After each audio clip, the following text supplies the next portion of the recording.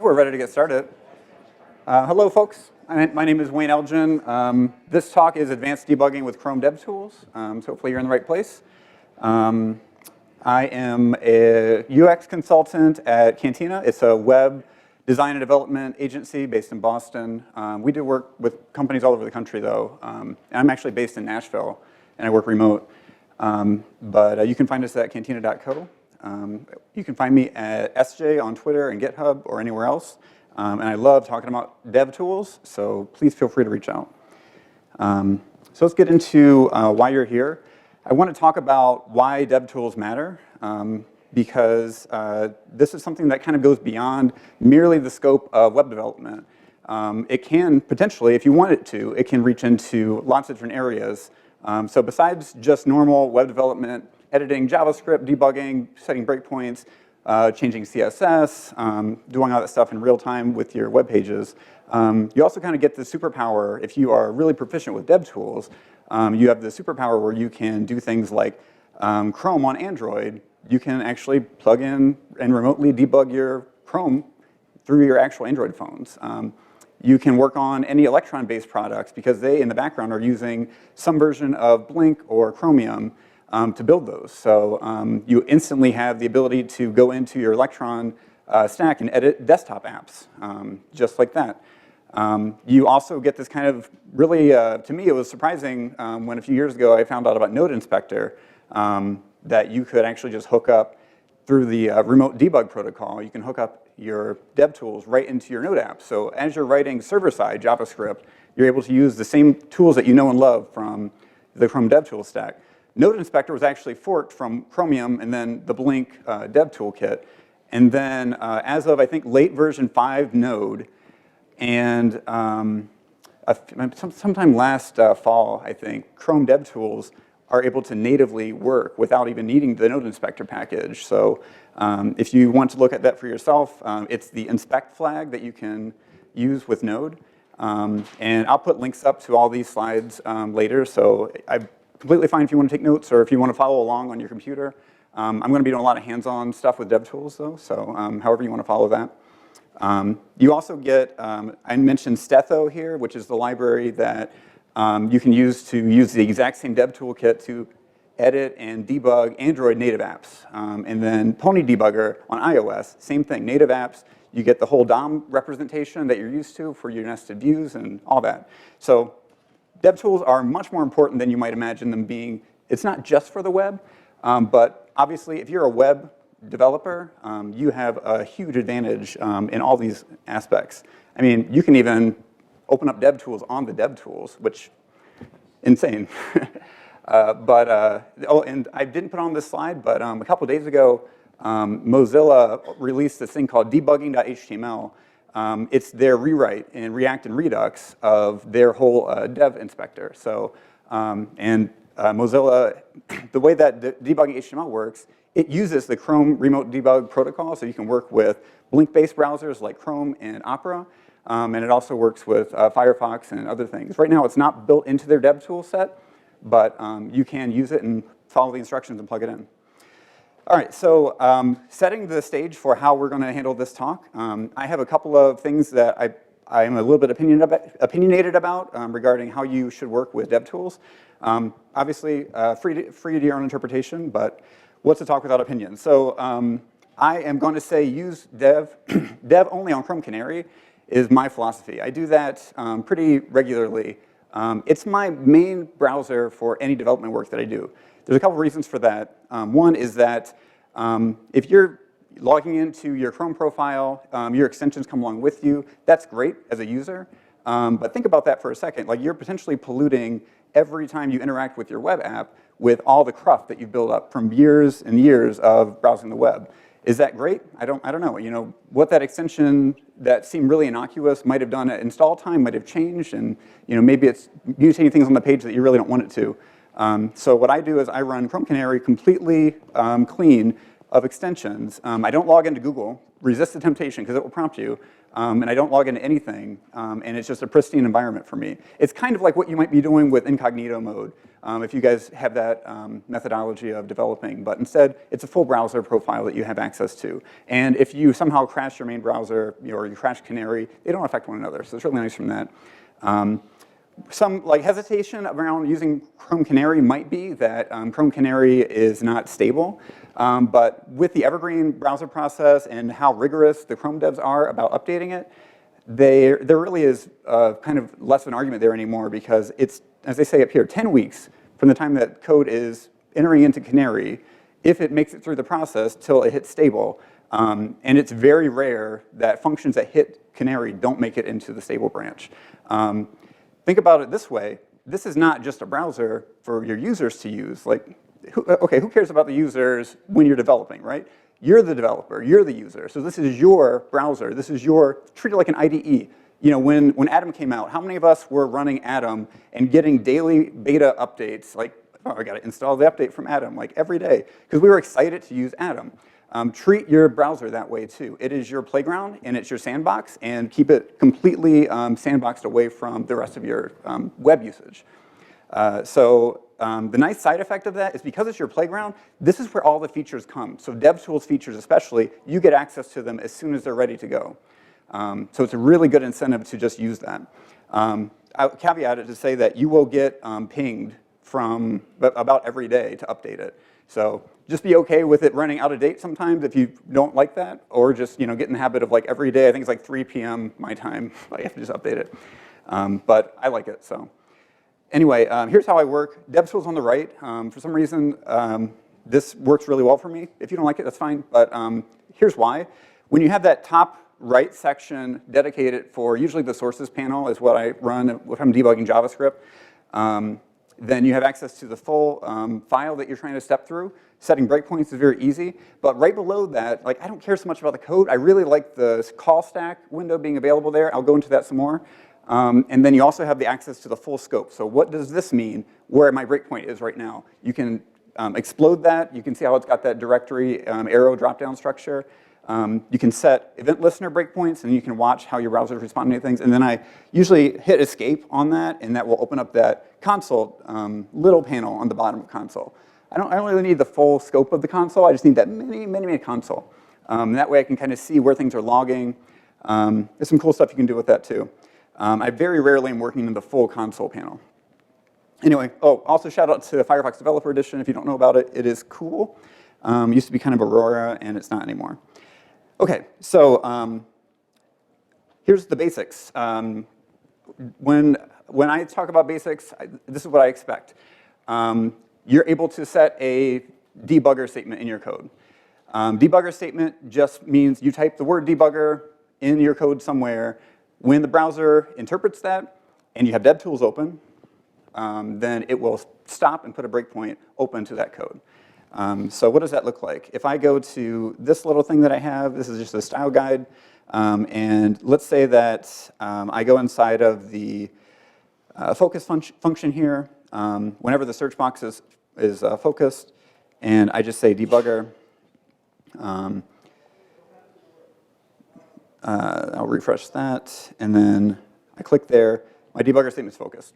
Easiest way to set a breakpoint. That is not what we're talking about today, but that's just level setting. The next thing is you should be able to see the, where is it? Here it is. Setting a breakpoint with the actual source code box. So I saved that, took out the debugger statement. Now I'm back in my code.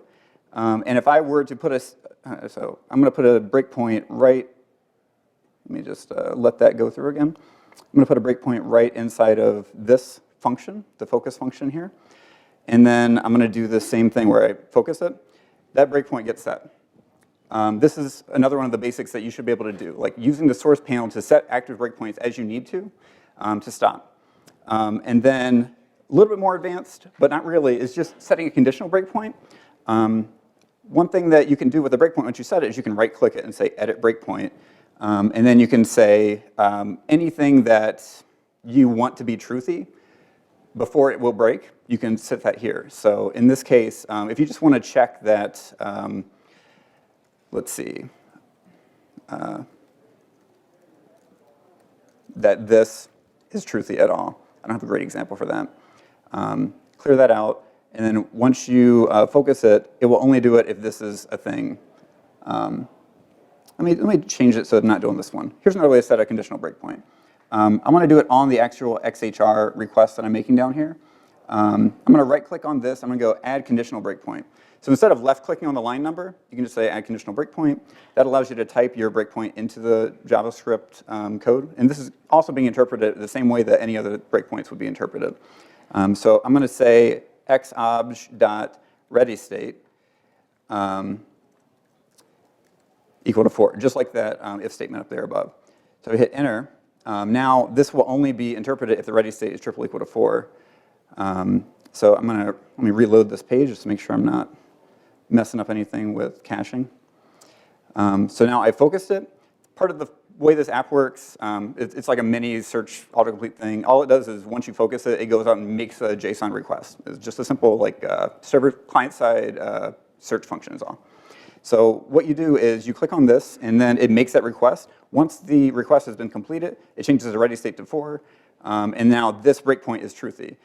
But all the other ready states, like if we change this back to a normal one and we redo it, so it's going to say ready state, here's the closure, xobj.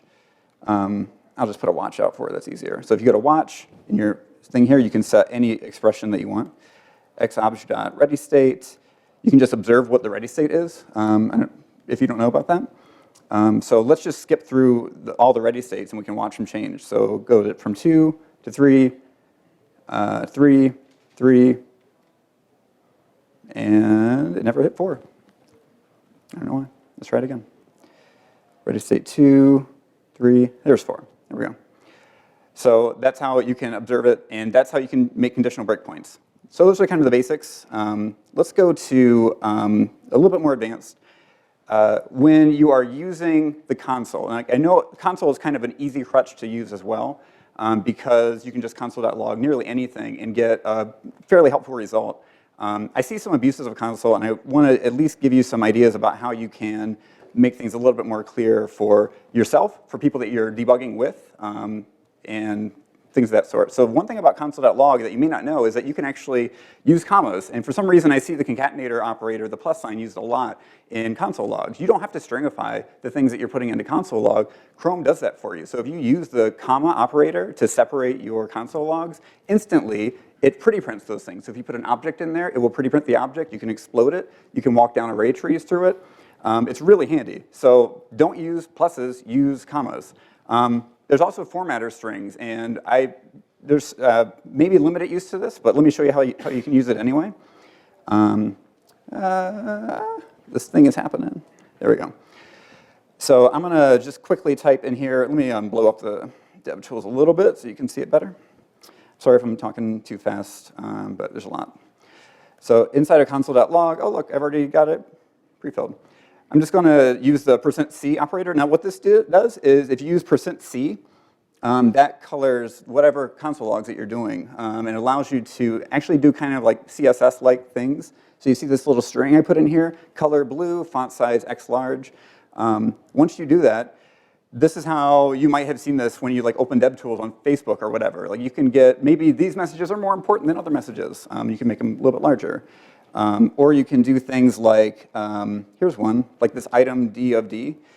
So you can do comma separators, pass a string in with %d, just like you might remember from writing C if you ever did that. You can say item 1 of 4, you can do item 2 of 4, etc. And it will interpolate the string for you in the console. So that might be helpful for you while you're going through maybe printing an array of thousands of things, and you want to see how they iterate in the order that things get parsed in. So there are those formatters, you should check them out. There's a .group method that I don't think a lot of people are aware of either. Let's look at that really quickly. When you are working through console logs, you can also say, hey, please group this thing up. So you say group, and then you give it a name for whatever the group is. So I'll say feature for this. Every console log that I make is now going to come nested under this feature group. So I'm going to do another one of those console.logs, item 1 of 4. I can even do a nested group. So I can do console.group Wayne. And there's a nested group inside a feature, and I can do more console logs inside of there. All you got to do to end it is just say group end, and it will then wrap that. So you notice that this is like it's all exploded, but you can like collapse it if you want to. So once I call console.group end on the feature, it'll close both of those. And so now I've got a double collapsible pretty print like thing that you might want to do. Just so you're aware, you can pre-collapse it too. So there's a console.group collapsed, so you can call that and it will pre-collapse it for you. Okay, moving on. There's a console.assert where you can give it an expression. If that expression fails, then it will print out the object or the string. Might be useful if you're trying to test specific assertions at a certain point in your app, like maybe for writing E2E tests or unit tests. So it could be useful. I won't show you that example. There's console.table, which I think you might want to see. If you don't know about it already, console.table is something where you can say console.table, and you give it an array of like objects. It will take those and just pretty print them into this really cool table. That table is also sortable, so I don't have anything different here because I just duplicated everything, but you can sort them in reverse order. Really handy if you're looking at lots and lots of things. You can probably imagine lots of situations where you might need to do that. And then also, I don't know if you knew this, but you can actually export the entire console just by going right-click and save as, and then you give it a name, and it will just save it as a text file. All your console outputs there in case you're working with a QA person and you want to be able to coordinate that stuff. So there's more on Google's console API reference. That'll be linked in the slides as well. So I'm going to move on to async debugging. This is the most interesting part of debugging JavaScript, I think. This is where if you are working with promises or XHR requests or even observables like we've seen a few presenters today talk about, anything or even just a set timeout that you put in your code, set timeouts or anything like that will do what you see here on the left. This parse results thing that you see, if you set a breakpoint deep down into your deferred stack, if that's a promise, XHR, whatever, it will just forget all the rest of the stack because that's how the interpreter works. It just forgets everything. Why does it do that? Because it needs to save memory for you. If it remembered everything, your Chrome memory consumption would be even higher somehow. So when you check this little box, can you see this little async box here? That thing right there, can you see that? When you check that, like I have done here, you'll get this version of it. And this version is, you see how it's got these gray lines where it says promise.resolve, XML HTTP request.send. This is the exact same breakpoint. I just checked async. So keep in mind, a couple of caveats about this. It will consume extra memory, but it only does it when DevTools is open, okay? So if DevTools is not open, you won't have a problem with this. But once DevTools is open, it's watching, watch out. I personally just run with it, check all the time, because that's just, I know, I guess I just live dangerously. So one other thing quickly about Chrome DevTools that you should know. There's a timeline tab, and you can use it to do really awesome performance audits. So if you're looking at your JavaScript site, and for whatever reason it's performing a little bit weird, and you're not happy with it, or you're saying like, man, why does the spinner's going forever in this case? There is a performance audit that you can perform just by reloading on the timeline tab. And man, they've made so many good improvements to this, and I can't go into all of them, unfortunately, but you can zoom in on different parts of it.